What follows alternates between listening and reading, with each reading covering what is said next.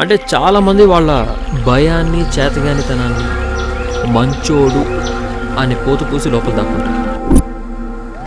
కపట నాటక సూత్రధారి, కపట నాటక సూత్రధారి.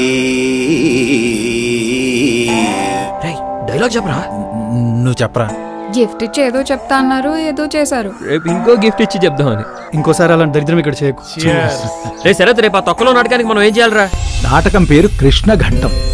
మహాభారతంలో కురుక్షేత్ర యుద్ధం అయ్యాక కృష్ణవంశం అంతా మాయమైపోయారు. అక్కడ కీలక ఘట్టం పట్టుకున్నాను సార్.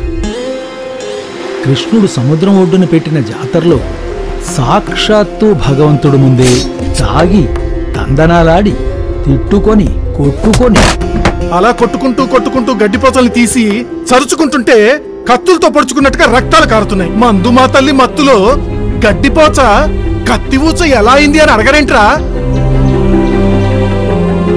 వీళ్ళని చూసి ఏమీ చేయలేని స్థితిలో కృష్ణుడు వెళ్ళిపోయాడు. నీకు అడ్రస్ ఇస్తాను. అక్కడ నువ్వు మధ్యాహ్నం 12 నుంచి రాత్రి 12 వరకు ఉండే ప్యూర్గా బయట.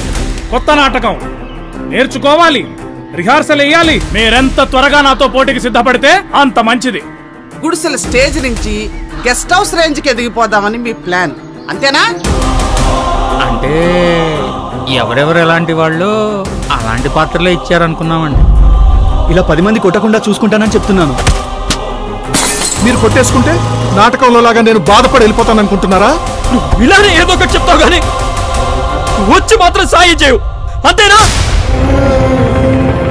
ప్రళయ కాలమందు ఉద్భవించు భూప్రకంపనల కల్లోల కష్టాల కడగంట గర్భముననైన నన్ను పిలిచిన మరుక్షణముననే రక్షించెద, నన్ను పిలిచిన మరుక్షణముననే రక్షించెద. అది నిత్యం, ఇది సత్యం.